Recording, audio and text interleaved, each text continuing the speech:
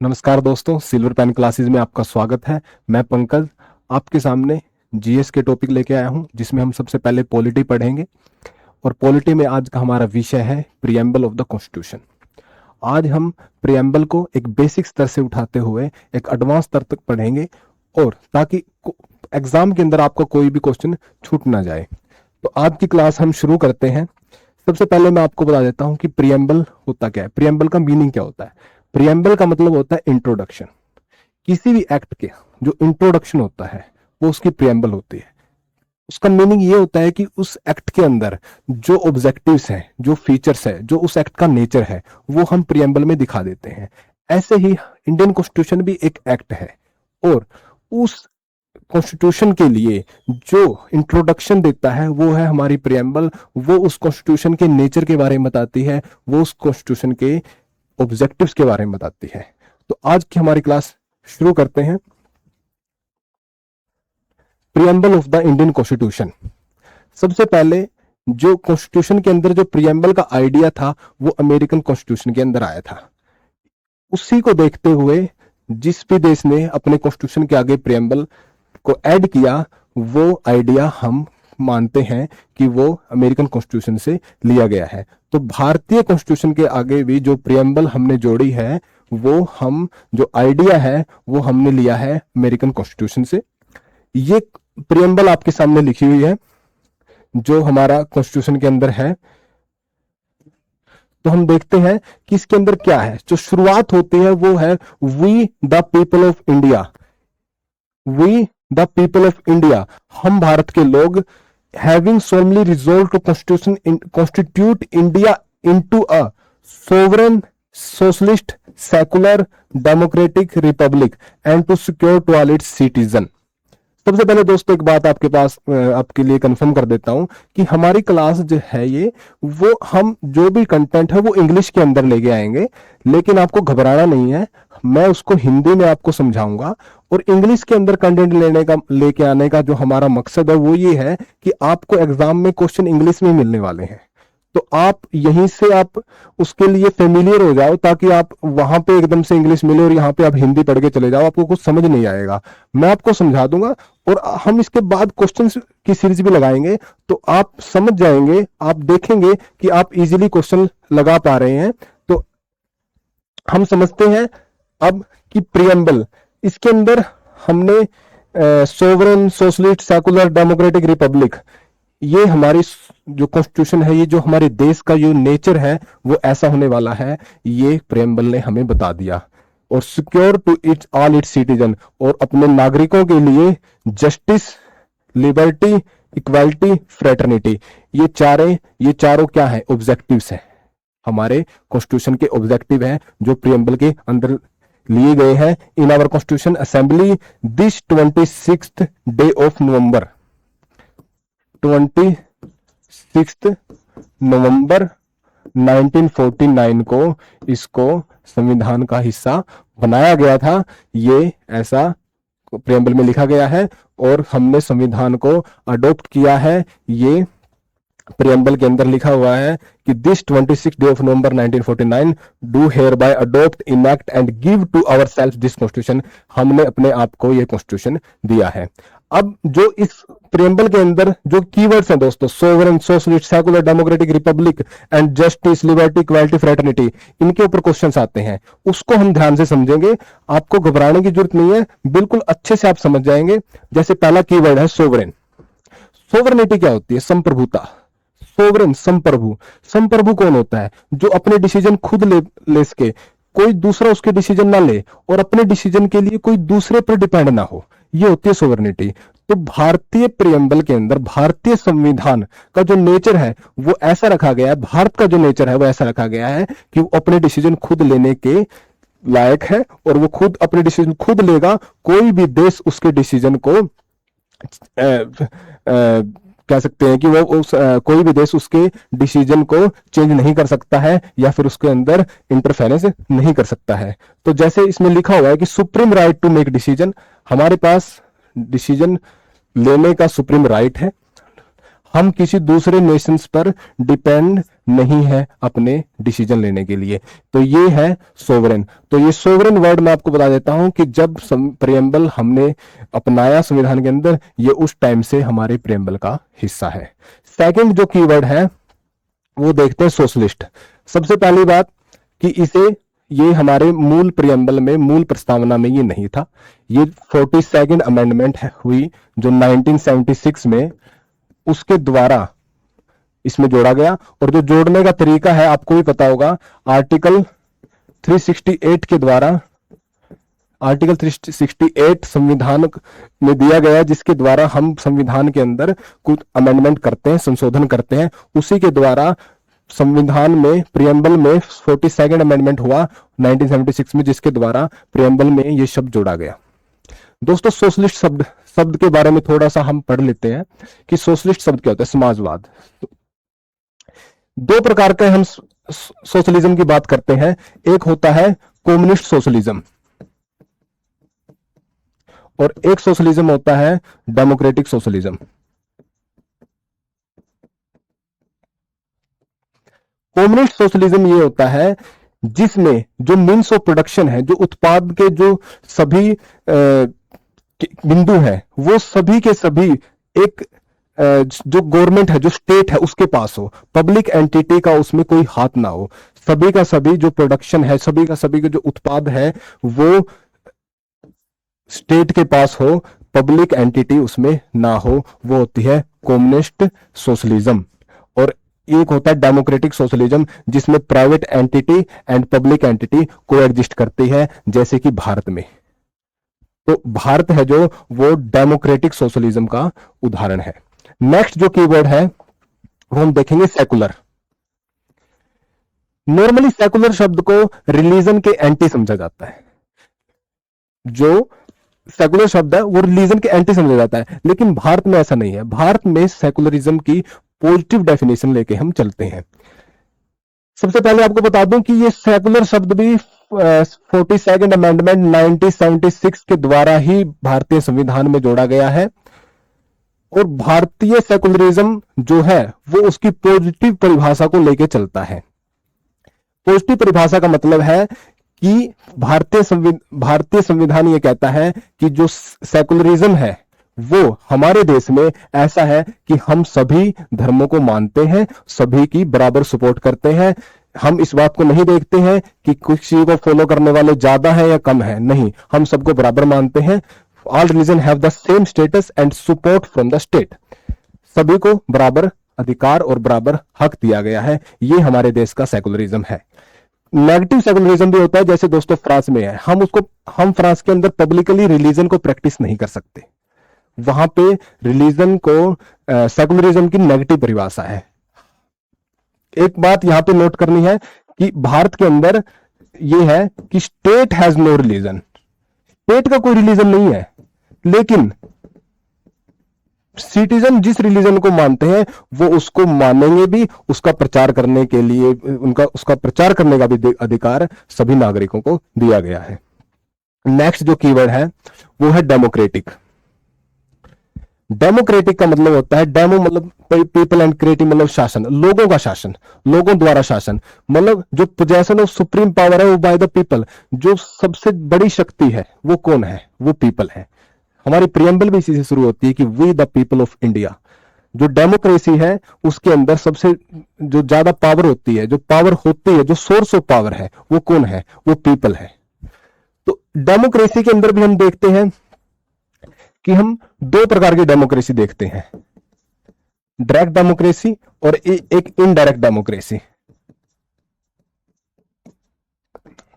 Direct democracy जो है वो हम एग्जांपल के तौर पर लेते हैं स्विट्जरलैंड। स्विट्जरलैंड में डायरेक्ट डेमोक्रेसी है। डायरेक्ट डेमोक्रेसी का मतलब है कि जो भी कानून है, जो भी डिसीजन देश के लिए लिया जा रहा है, वो जो पीपल ऑफ दैट कंट्री है उनके द्वारा ही लिया जा रहा है। डायरेक्ट लोग ही अपनी पावर को वहां पे एंजॉय करते हैं। इसमें डायरेक्ट डेमोक्रेसी के 4 डिवाइसेस होती हैं। जैसे मैं आपको वैसे बता देता हूं, रेफरेंडम होता है जिसमें एक्ट जब लेजिस्लेशन में लाया जाता है तो लोगों की राय ली जाती है कि इसको पास किया जाए या नहीं किया जाए। सेकंड होता है इनिशिएटिव। इनिशिएटिव का मतलब होता है कि लोगों द्वारा ही इनिशिएटिव लिया जाता है कि ये कानून हमारे देश में लागू होना चाहिए। Number 3 recall. रिकॉल मतलब अगर हमारा कोई नुमाइंदा है, प्रतिनिधि है, वो अच्छे से कार्य नहीं कर रहा है तो हम उसको उसकी सीट से उतार सकते हैं और कोई दूसरा नुमाइंदा भेज सकते हैं, इसे कहते हैं रिकॉल।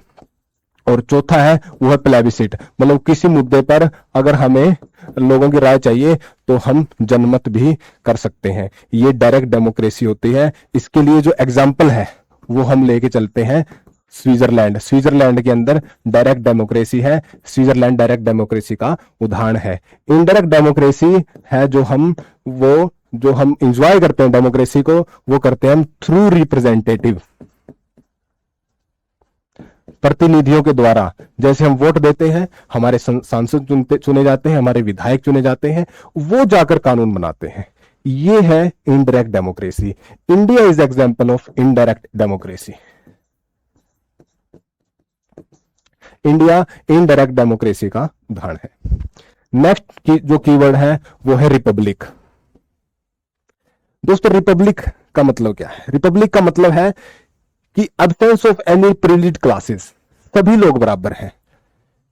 कोई रिपब्लिक और एक इसी का एंटी शब्द होता है मोनार्की। मोनार्की के अंदर क्या होता है? जो हेड ऑफ द स्टेट होता है वो जो बाय सक्सेशन आता है। जैसे यूके के अंदर जो हेड ऑफ द स्टेट है वो सक्सेशन द्वारा आता है। जैसे हमें पता है कि अब जो head of the state UK का है वो जॉर्ज चार्ल्स तृतीय है। इससे पहले आपने देखा होगा एलिजाबेथ सेकंड थी, ये इसकी मदर थी। अब जब इनकी डेथ हो जाएगी तो इनके आगे जो इनका बेटा होगा वो आ जाएंगे। तो यहां पे क्या है? एक ही परिवार से इनका हेड ऑफ द स्टेट आता है, ये मोनार्की है। रिपब्लिक के अंदर जो हेड ऑफ द स्टेट है, हेड ऑफ द स्टेट वो इलेक्ट होता है डायरेक्टली और इनडायरेक्टली। अब डायरेक्टली जैसे यूएसए के अंदर होता है प्रेसिडेंट, लोगों द्वारा उसे चुना जाता है। इंडिया के अंदर जो हेड ऑफ द स्टेट है वो आपको पता है कि प्रेसिडेंट है। लेकिन क्या आप प्रेसिडेंट को चुनते हैं? नहीं चुनते। आप अपने रिप्रेजेंटेटिव को चुनते हैं, आप विधायक को चुनते हैं, आप सांसद को चुनते हैं और वो प्रेसिडेंट के इलेक्शन में भाग लेते हैं और वो प्रेसिडेंट को चुनते हैं। तो ये इनडायरेक्टली हम हेड ऑफ द स्टेट चुनते हैं और ये इसका एग्जांपल हो गया इंडिया। रिपब्लिक के बारे में हमने समझा। अब जो 5 वर्ड हमने समझे वो हमारे प्रियम्बल के, हमारे कॉन्स्टिट्यूशन के नेचर के बारे में बता रहे थे। ये कॉन्स्टिट्यूशन के ऑब्जेक्टिव है। जस्टिस, भारतीय प्रियम्बल 3 प्रकार के जस्टिस की बात करती है: social justice, economic justice, political justice. और जो आइडिया ऑफ जस्टिस है ये हमने लिया है रशियन रेवोल्यूशन से, जो 1917 में हुई थी। वहां से हमने जस्टिस के आइडिया को लिया है। आपको जो याद रखना है वो याद रखना है कि कितनी जस्टिस हमें मिली है प्रियम्बल द्वारा? 3। और कौन कौन सी? Social, economic and political. ऐसे क्वेश्चन हमें एग्जाम में मिलते हैं। नेक्स्ट जो है वर्ड वो है लिबर्टी। नेक्स्ट उससे अगला इक्वालिटी एंड फ्रेटर्निटी। तो जो लिबर्टी है वो हम 5 प्रकार की लिबर्टी की बात करते हैं। जो प्रियम्बल है उसके अंदर 5 प्रकार की लिबर्टी की बात आती है: liberty of thought, liberty of expression, liberty of belief, liberty of faith and liberty of worship. 5 प्रकार की लिबर्टी की बात करते हैं। इसको भी आपको नोट करना है कि हम कितनी प्रकार की लिबर्टी की बात करते हैं। तो 5 प्रकार की लिबर्टी की हम बात करते हैं। इक्वालिटी में हम equality of status and equality of opportunity, तो 2 प्रकार की हम इक्वालिटी की बात करते हैं। फ्रेटर्निटी का मतलब होता है ब्रदरहुड, भाईचारा, भ्रातृत्व। तो यहां पे हम फ्रेटर्निटी की बात करते हैं, तो वो है ब्रदरहुड। भारतीय संविधान के अंदर भी हम सिंगल सिटीजनशिप का जो कॉन्सेप्ट है उसमें हम एक फ्रेटर्निटी का एक अच्छा एग्जांपल है, क्योंकि जैसे यूएसए के अंदर है, वहां पे अमेरिका की नागरिकता अलग है और हर एक स्टेट की अलग अलग नागरिकता है, तो दोहरी नागरिकता है वहां पे। लेकिन भारत में क्या है, भारत में पूरे देश की एक ही नागरिकता है, तो वो फ्रेटर्निटी का एक अच्छा उदाहरण है। और जो ये तीन शब्द है, लिबर्टी, इक्वालिटी, फ्रेटर्निटी, वो हमने कहां से लिए हैं? फ्रेंच रेवोल्यूशन 1789 टू 99 में हुई थी, वहां से हमने इनको शब्दों को लिया है। अब दोस्तों सबसे बड़ा सवाल ये आता है कि preamble as a part of constitution. तो सबसे बड़ा सवाल ये है कि प्रेम्बल कॉन्स्टिट्यूशन का हिस्सा है या नहीं है। तो बड़े बड़े शब्दों में और बड़े साफ शब्दों में मैं यहां पे लिख देता हूं कि yes, preamble is a part of constitution. लेकिन इसके पीछे पूरी कहानी है, वो हमें 1 मिनट के अंदर समझनी है। जो प्रियम्बल है वो कॉन्स्टिट्यूशन का पार्ट है, और जो कॉन्स्टिट्यूशन असेंबली के सदस्य थे उन्होंने भी सर्वसम्मति से यही माना था कि yes, preamble is a part of constitution. लेकिन एक केस होता है बेरोबाड़ी यूनियन केस 1960 के अंदर। उसके अंदर सुप्रीम कोर्ट अपनी जजमेंट में कहता है कि हम आर्टिकल 368 के द्वारा कॉन्स्टिट्यूशन के किसी भी पार्ट में अमेंडमेंट कर सकते हैं, लेकिन वो ये कह देता है कि चूंकि preamble is not a part of constitution, note, Berubari case 1960 कहता है कि सुप्रीम कोर्ट कहती है कि प्रियम्बल कॉन्स्टिट्यूशन का पार्ट नहीं है, इसलिए हम प्रियम्बल में अमेंडमेंट नहीं कर सकते। यहां पे हम लिख देते हैं, याद रखने के लिए, काटा। काटा मतलब कि यहां पर कॉन्स्टिट्यूशन सुप्रीम कोर्ट ने माना है कि कि प्रियम्बल कॉन्स्टिट्यूशन का पार्ट नहीं है। उसके बाद आप बहुत ही फेमस केस है Kesavananda Bharati versus state of Kerala 1973। इसके अंदर सुप्रीम कोर्ट अपनी गलती को सुधारती है और अपनी जजमेंट को ही बदल देती है, और वो कहती है कि यस, हम कॉन्स्टिट्यूशन में आर्टिकल 368 के द्वारा अमेंडमेंट कर सकते हैं, और प्रियम्बल है वो कॉन्स्टिट्यूशन का पार्ट है। लेकिन ये कॉन्सेप्ट को लेके आ जाती है, वो है basic structure, concept of basic structure.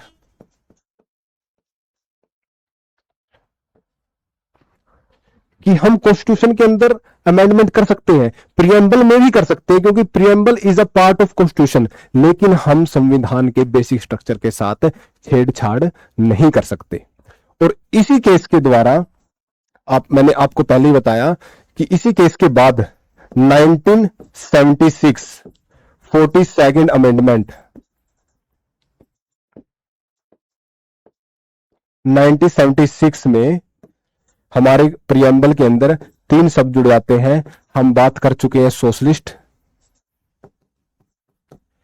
Second secular, and third integrity. मैं आपको दोबारा से एक बार प्रियम्बल दिखाऊंगा, उसके बाद आप अच्छे से समझ पाएंगे। तो 42nd अमेंडमेंट 1976 के द्वारा कॉन्स्टिट्यूशन की प्रियम्बल में सोशलिस्ट, सेकुलर एंड इंटेग्रिटी 3 शब्द जुड़ जाते हैं। ये एक लौता अमेंडमेंट है जो आज तक प्रियम्बल में हुआ है, ना इससे पहले हुआ ना इसके बाद हुआ, सिर्फ यही अमेंडमेंट प्रियम्बल के अंदर हुआ है। उसके बाद एसआर बोमई 1994 में भी जो सुप्रीम कोर्ट है वो मान लेता है कि yes, preamble is a part of constitution. उसके बाद एलआईसी ऑफ इंडिया केस 1995 में भी मान लेता है कि yes, preamble is a part of constitution. इसके बाद एक क्वेश्चन और प्रियम्बल को लेकर आ जाता है कि हम प्रियम्बल को अमेंड कर सकते हैं नहीं कर सकते। लेकिन ये पिछली स्लाइड में हमने बता दिया है कि कैन बी अमेंडेड, लेकिन सब्जेक्ट टू द कंडीशन, यहां पे कंडीशन लग गई है कि no amendment is done to the basic structure. Basic structure के साथ कोई अमेंडमेंट नहीं होगी। जब हमने 1976 42nd अमेंडमेंट के द्वारा सोशलिस्ट, सेकुलर एंड इंटीग्रिटी शब्द को जोड़ा, तो हमने बेसिक स्ट्रक्चर के साथ छेड़छाड़ नहीं की, बल्कि हमने बेसिक स्ट्रक्चर को और मजबूत किया है। क्योंकि हमारा देश सोशलिस्ट है, क्योंकि हमारा देश सेकुलर है, और हम देश की इंटीग्रिटी को चाहते हैं, तो अखंडता को चाहते हैं, तो इसलिए बेसिक स्ट्रक्चर के साथ कोई नेगेटिव अमेंडमेंट नहीं हुई है, बेसिक स्ट्रक्चर के साथ पॉजिटिव अमेंडमेंट हुई है, तो वो कैन बी अमेंडेड। एक बात और मैं लिख देता हूं कि जो प्रियम्बल है वो एनफोर्सेबल नहीं है बाय लॉ, वो अकेली कुछ भी नहीं है, वो कॉन्स्टिट्यूशन के साथ है, उसके पार्ट है साथ में, तो ही वो एनफोर्सेबल है, अदरवाइज वो बाय लॉ एनफोर्सेबल नहीं है। एक बार मैं आपको ये प्रियम्बल दिखा देता हूं। इसके अंदर जो ये शब्द है सोशलिस्ट, सेकुलर और यहां पे है इंटीग्रिटी ऑफ द नेशन, ये तीन शब्द 42nd अमेंडमेंट 1976 के द्वारा ही ऐड हुए हैं, उससे पहले ये संविधान का हिस्सा नहीं थे। मतलब 1975 तक ये प्रियम्बल का हिस्सा नहीं थे, ये बाद में ऐड हुए हैं। ये आप ध्यान रखना, आप काफी बार ऐसा क्वेश्चन पूछे जाते हैं। अब हाँ, एक स्लाइड ये है कि की कमांड्स ऑन प्रियम्बल। प्रियम्बल के ऊपर जो अच्छे अच्छे व्याख्याता हुए हैं कानून के और कॉन्स्टिट्यूशन के, उन्होंने अलग अलग बात की। के मुंशी जी तो संविधान सभा का हिस्सा थे, उन्होंने कहा horoscope of our sovereign democratic republic, मतलब ये हमारे संप्रभु लोकतांत्रिक गणराज्य का की जन्म कुंडली है जो प्रियम्बल है। क्योंकि हमें उसके कॉन्स्टिट्यूशन को पढ़ने से पहले हम प्रियम्बल को पढ़ते हैं तो हम समझ जाते हैं कि इस कॉन्स्टिट्यूशन का नेचर क्या होने वाला है, इसके क्या ऑब्जेक्टिव्स है, क्या उद्देश्य है, तो ये हमें प्रियम्बल से पता चल जाता है। तो ये जन्म कुंडली है कॉन्स्टिट्यूशन की। सर अर्नेस्ट बेरकर हुए हैं, उन्होंने की नोट टू द कॉन्स्टिट्यूशन कहा है। एम ए पालखीवाला हुए हैं, उन्होंने identity card of the constitution कहा है, मतलब संविधान का पहचान पत्र है प्रियम्बल। और प्रियम्बल को सोल ऑफ द कॉन्स्टिट्यूशन भी कहा जाता है। अब हम क्वेश्चन लगाएंगे। जैसे पहला क्वेश्चन, अब आपने सब कुछ समझ लिया है, अब यहाँ पे 20 से 22 क्वेश्चन है और आप खुद इसको देखना, आप अच्छे से लगा पाएंगे। और मेरे को उम्मीद है कि आप 20 में से 22, जो भी 20-22 क्वेश्चन है, सभी के आंसर आप अच्छे से देंगे। पहले आप अपने हिसाब से आंसर दो। देखो हम पहला क्वेश्चन करते हैं, which among the following is the correct order mention in the preamble of the Indian constitution. आपको दिखा देता हूं,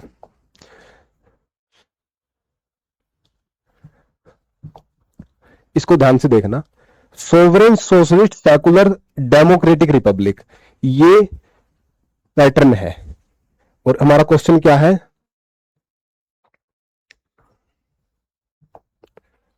करेक्ट ऑर्डर क्या है? तो करेक्ट ऑर्डर क्या हुआ, सोशलिस्ट नहीं, सोवरेन से शुरू हो रहा है, तो या तो बी होगा, डी होगा। उसके बाद सोशलिस्ट सही है, सेकुलर, डेमोक्रेटिक और रिपब्लिक। तो हमारा क्या हो गया, sovereign socialist secular democratic Republic, तो आंसर आ गया बी।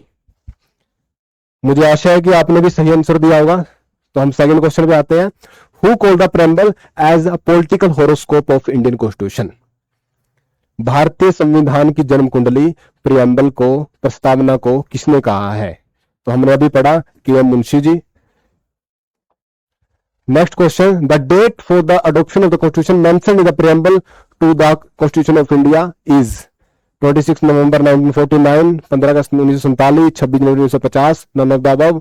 तो हमने पढ़ा 26 नवंबर 1949। सभी क्वेश्चन अच्छे होने वाले हैं और आप कर भी पाएंगे, जो मैंने बढ़ाया है उस हिसाब से ऐसे क्वेश्चन मैं लेके आया हूं। Who propose the preamble before the drafting committee of the constitution, ये शायद मैंने नहीं पढ़ाया, तो इसको समझ लेते हैं कि जो प्रारूप समिति थी उसी को कॉन्स्टिट्यूशन बनाना था, लेकिन उस कॉन्स्टिट्यूशन प्रारूप समिति के सामने जो प्रस्तावना है वो कौन लेके आया है, preamble before the drafting committee of the constitution. तो आपको बता दूं कि 13 दिसंबर 1946 में संविधान सभा के समक्ष जवाहरलाल नेहरू जी ने उद्देश्य प्रस्ताव को रखा। कोई सभा होती है तो उसमें प्रस्ताव रखे जाते हैं, उसके बाद उसको स्वीकार या स्वीकार नहीं करना है, दो ऑप्शन होते हैं, तो उनमें से उसको चुना जाता है। तो संविधान सभा के समक्ष जो उद्देश्य प्रस्ताव as a objectives, drafting objectives लेके आए हैं जवाहरलाल नेहरू जी, JL नेहरू, जिसको संविधान सभा द्वारा 22 जनवरी 1947 को स्वीकार कर लिया गया। Note as a preamble, as a उद्देश्य प्रस्ताव। इसको अभी हमने जो कॉन्स्टिट्यूशन का जो मेकिंग करनी है वो हमें इन उद्देश्यों के साथ चलना है, क्योंकि हमारे दिमाग में एक आइडिया तो हो कि हमें बनाना क्या है। तो उस हिसाब से हमने उस संविधान सभा ने इसको स्वीकार कर लिया कि हाँ ये हमारी प्रारूप होगा और ये हमारे ऑब्जेक्टिव्स होंगे कि हम ऐसे ऐसे कॉन्स्टिट्यूशन को बनाएंगे। उसके बाद 26 नवंबर 1949 को हमने कॉन्स्टिट्यूशन में प्रियम्बल को ऐड किया है। क्लियर? तो हमारे क्वेश्चन क्या है? Who propose the preamble before the drafting committee of the constitution? Jawaharlal Nehru ji, हमारे first prime minister. In the preamble of the Indian constitution which justice is provided to all its citizen. तो मैंने बताया था कि कौन सा जस्टिस हमको दिया गया है प्रियम्बल द्वारा। सोशल, रिलीजन, पॉलिटिकल नहीं। सोशल, इकोनॉमिक, कल्चरल नहीं, कल्चरल नहीं है। सोशल, पॉलिटिकल, कल्चरल गलत। सोशल, इकोनॉमिक एंड पॉलिटिकल, ये जस्टिस हमें प्रियम्बल में दिया गया है। Next question, which one of the following objective is not embodied in the preamble constitution of India? तो ऐसा कौन सा ऑब्जेक्टिव हमारे प्रियम्बल में नहीं है? लिबर्टी ऑफ थॉट है, लिबर्टी ऑफ इकोनॉमिक लिबर्टी नहीं है, इकोनॉमिक जस्टिस है, इकोनॉमिक लिबर्टी नहीं है, लिबर्टी ऑफ एक्सप्रेशन है, लिबर्टी ऑफ बिलीफ है, लिबर्टी ऑफ वर्शिप है, लेकिन इकोनॉमिक लिबर्टी नहीं है। हमारे पास इकोनॉमिक जस्टिस है, पॉलिटिकल जस्टिस है और सोशल जस्टिस है। Next question, how many types of liberty are mention in the preamble of the Indian constitution? तो बताओ कितनी प्रकार की लिबर्टी हमें दी गई है? How many types of liberty are mention in the preamble of the Indian constitution? कितने प्रकार की लिबर्टी हमारे पास दी गई है? तो हमारे पास लिबर्टी को कितने प्रकार की दिया गया है? दी गई है 5 टाइप्स। 5 टाइप्स की लिबर्टी है, हमने अभी पीछे पढ़ा। India has people sovereignty because the preamble of the constitution begins with the word. तो क्या है? हम संप्रभु है, हमें कैसे पता? क्योंकि हमने अपने कॉन्स्टिट्यूशन की, हमारे प्रियम्बल की शुरुआत किससे की? We the people of India, हम भारत के लोग इस कॉन्स्टिट्यूशन को बना रहे हैं। तो हम क्या है? डेमोक्रेसी का उदाहरण है, रिपब्लिक का उदाहरण है। तो हमें पता है कि हमारी प्रियम्बल कब कैसे शुरू होती है? We the people of India. Next question, preamble of the constitution of India provides for equality. हमने पढ़ा था इक्वालिटी हमने किस किस की दी? Equality of status and equality of opportunity. 2 प्रकार की इक्वालिटी की बात करते हैं। इक्वालिटी कहां से आया? फ्रेंच रेवोल्यूशन से। लिबर्टी कहां से आया? फ्रेंच रेवोल्यूशन से। फ्रेटर्निटी कहां से आया? फ्रेंच रेवोल्यूशन से। जस्टिस कहां से आए? रशियन रेवोल्यूशन से। तो 2 प्रकार की इक्वालिटी की हम बात करते हैं। तो वेजेस की इक्वालिटी की बात हम करते ही नहीं, हम स्टेटस की और अपॉर्चुनिटी की इक्वालिटी की बात कर रहे हैं। तो इसका ऑप्शन क्या आएगा? 2 और 3। ये क्वेश्चन अच्छे हैं, आपको आ रहे हैं क्योंकि आपने अच्छे से पढ़ा है, लेकिन ये क्वेश्चन अच्छे लेवल के हैं। Next question, which one of the following describes India as a secular state? तो इंडिया को सेकुलर स्टेट कौन डिस्क्राइब कर रहा है? कौन बता रहा है कि India is a secular state है? तो हमने अभी पढ़ा है कि प्रियम्बल ऑफ द कॉन्स्टिट्यूशन बड़े बड़े शब्दों में कह रही है कि we are sovereign, socialist, secular, democratic, republic. ये पैटर्न है, इसको भी याद रखना। Next question, which of the following word is not mention in the preamble of the constitution of India? कौन सा वर्ड प्रियम्बल में नहीं है? सोवरेन है, आपने पढ़ा है। डेमोक्रेटिक है, आपने पढ़ा है। सेकुलर आपने पढ़ा है, आपने फेडरल नहीं पढ़ा। फेडरल प्रियम्बल में नहीं है। Out of the following terms which one has not been used in the preamble of the Indian constitution? आप जैसे इसमें यूट्यूब पे वीडियो आएगी तो आप जब भी क्वेश्चन आए तो आप उसको पॉज करके फिर आंसर देके आप एक पेन पेपर रखना और अपने क्वेश्चन को वहां पे देना, फिर आप देखना कि आपके कितने क्वेश्चन ठीक हुए हैं। आउट ऑफ द फॉलोइंग, तो अगर आपको समझ में ना आए, आप अगर आपको ऐसे लगे नहीं सर मेरे को ज्यादा इंग्लिश होगी समझ नहीं आई, तो आप कमेंट बॉक्स में जरूर बताना, ताकि हम नेक्स्ट क्लास जब लेके आए तो आपके हिसाब से लेके आए। मेरे हिसाब से ये क्लास सही है, लेकिन फिर भी अगर कोई भी फीडबैक आपको देना है तो आप कमेंट बॉक्स में लिख देना। नेक्स्ट क्वेश्चन करते हैं, out of following terms which one has not been used in the preamble of Indian constitution? तो बताइए, लिबर्टी यूज हुआ है? हुआ है। इक्वालिटी हुआ है। फ्रीडम नहीं सुना। फ्रीडम हमने प्रियम्बल में एक नहीं किया, हमने सभी कीवर्ड्स किए, फ्रीडम नहीं किया, जस्टिस किया है। 2 चले गए क्या? Next question, what was the exact constitutional status of the Indian Republic on 26 January 1950? 26 January 1950 को जब हमारा संविधान लागू हुआ तो हमारे एग्जैक्ट कॉन्स्टिट्यूशनल स्टेटस क्या था? क्या हम डेमोक्रेटिक रिपब्लिक थे? A sovereign democratic republic, a sovereign secular democratic republic, a sovereign socialist secular democratic republic? बताइए इसका क्या आंसर हो सकता है, ए बी सी डी में से? तो मुझे आशा है कि आपने इसको ही आंसर किया होगा, क्योंकि हम 26 नवंबर 1950 की बात कर रहे हैं। ये जो सेकुलर ये जो सोशलिस्ट और सेकुलर वर्ड है ये 1976 में जोड़े गए हैं, ये उससे पहले हिस्सा नहीं थे। उन्होंने 26 नवंबर 1950 को एग्जैक्ट कॉन्स्टिट्यूशनल स्टेटस पूछा है, तो मुझे आशा है कि आपने यही आंसर किया होगा। Next question, These two words secular and socialist have been added to the preamble of the constitution. Which was this constitutional amendment? तो कौन सा constitutional amendment था? 1976, 42nd amendment 1976. Next question, which of these words was not originally mentioned in the preamble of our constitution? preamble हमारी प्रस्तावना में originally कौन सा word नहीं था? हम सोवरेन शुरू से हैं, हम डेमोक्रेटिक भी शुरू से हैं, हम रिपब्लिक भी शुरू से हैं, हम सेकुलर एज ए वर्ड हम 1976 में जुड़े हैं, लेकिन हम तो आदिकाल से सेकुलर हैं। हमारे समाज के अंदर, हमारे देश के अंदर सेकुलरिज्म शुरू से है, हम सभी धर्मों का सम्मान करते हैं। सेकुलर स्टेट्स मीन्स, तो मैंने आपको पॉजिटिव डेफिनेशन सेकुलर स्टेट की बताई थी कि सेकुलर स्टेट की पॉजिटिव डेफिनेशन क्या होती है। वो ये होती है, the state is impartial in the matter of religion. वो इम्पार्शियल है, वो किसी के साथ भेदभाव नहीं करता, वो सभी धर्मों को समान मानता है, समान सपोर्ट करता है। द स्टेट हैज रिलीजन, नहीं, इंडिया हैज नॉट, जो स्टेट है has a no religion. The state is anti religious, नहीं, वो एंटी रिलीजियस नहीं है, वो नेगेटिव डेफिनेशन नहीं दे रहा। फ्रांस के अंदर सेकुलरिज्म की नेगेटिव डेफिनेशन है, वो पब्लिकली उसको, वहां पे हम रिलीजन को प्रैक्टिस नहीं कर सकते, लेकिन हमारे यहाँ हम रिलीजन को प्रैक्टिस भी कर सकते हैं, हम उसको अपने रिलीजन के बढ़ावा के लिए हम तरह तरह के कार्यक्रम भी कर सकते हैं। तो द स्टेट इज रिलीजियस, नहीं, ये नहीं है। The state is impartial in the matter of religion. Next question, in the verdict of which case Supreme Court declared first time that preamble is not a part of the Constitution? तो कौन सी verdict थी supreme court की जिसमें हमने supreme court ने कहा कि preamble constitution का पार्ट नहीं है? तो आपको सबको पता है, बेरूवाड़ी यूनियन केस हुआ था 1960 में। इसमें कहा गया कि preamble is not a part of Indian constitution. अगर आपको ये एक काम भी कर सकते हो, आप क्वेश्चन लगाने से पहले आप जो पीछे का पार्ट है जिसमें समझाया गया है उसको आप दोबारा से कर सकते हो और फिर क्वेश्चन लगा सकते हो, तो आप क्वेश्चन को ज्यादा से ज्यादा लगा पाओगे और सही कर पाओगे। In which one of the following cases has the preamble been accepted as a part of the Indian constitution?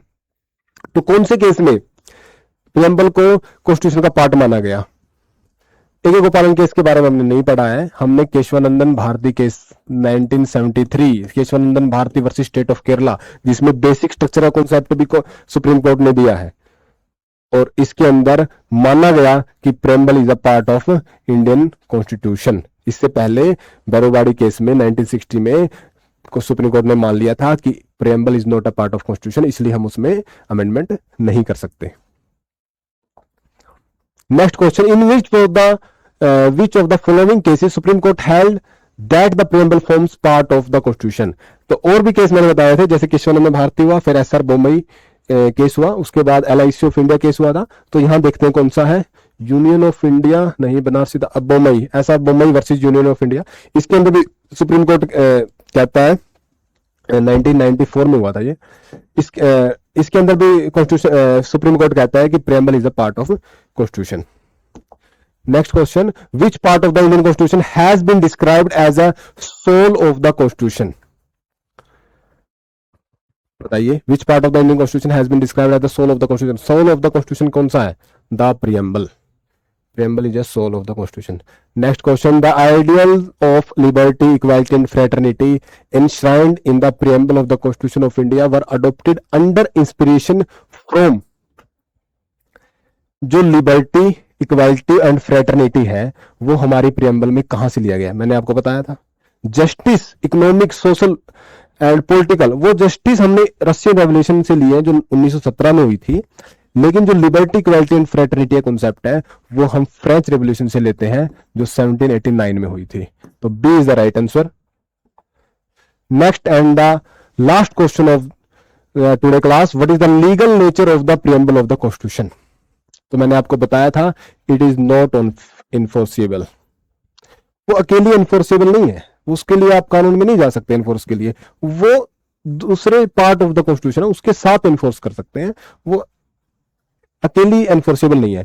तो मुझे आशा है कि आपको क्लास अच्छी लगी होगी और ऐसे ही हम क्लास लेते रहेंगे और आपकी तैयारी अच्छे से करवाते रहेंगे, आपकी तैयारी अच्छे से करवाते रहेंगे। आपको पता है कि हमारा जो ऐप है वो भी प्ले स्टोर पे लाइव हो गया है। अगर आपको एक अच्छी तैयारी और सिलेक्शन लेना है तो आप जल्दी से जुड़ जाइए, क्योंकि क्लासेस सभी लाइव हो चुकी हैं और हम आपके लिए बहुत मेहनत कर रहे हैं। और क्लासेस है जो हम एक क्योंकि आपको पता है कि मैंने 2 बार सिलेक्शन इसी भर्ती में लिया हुआ है, तो मेरे हिसाब से मैं उस जो प्रोसेस है उससे गुजरा हुआ हूं, तो मैं आपको अच्छी गाइडेंस दे सकता हूं।